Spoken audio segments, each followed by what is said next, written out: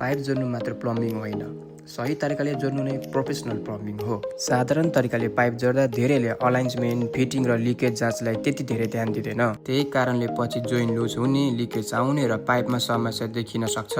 तर दक्ष प्लम्बरले काम सुरु गर्न अघि नै पाइपको साइज र फिटिङ मिलाउँदछ। आवश्यक पाइपलाई सही तरिकाले मेजरमेन्ट गरी काटिन्छ। काटिएको पाइप र फिटिङलाई स्यान्डपेपरको सहायताले घोटिन्छ र रुमालमा थिनर प्रयोग गरी उक्त पाइप र फिटिङलाई राम्ररी सफा गर्नुपर्दछ। त्यसपश्चात पाइपको साइज र स्थान अनुसार फास्टर ग्लु वा नर्मल ग्लु प्रयोग गरिन्छ। ग्लु लगाउँदा सर्वप्रथम फिटिङमा लगाउनु पर्दछ र क्रमशः पाइपमा लगाउनु पर्दछ।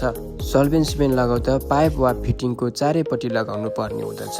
त्यसपछि फिटिङलाई सही तरिकाले जोडेर अलाइनमेन्ट मिलाइन्छ र जोइनलाई राम्रोसँग सेक्युर गरिन्छ। अनावश्यक ग्लुलाई सफा गरी पाइप ठिक छ या छैन पुनः चेक गर्नुपर्ने हुँदछ।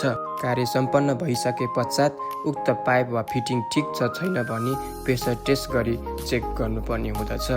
त्यसैले छिटो पाइप जोड्नुभन्दा सही तरिकाले पाइप जोड्नु महत्त्वपूर्ण छ। प्रोफेसनल कामको पहिचान भनेकै क्लिन फिटिङ, प्रोपर एलाइन्समेन्ट र जिरो लिकेज हो।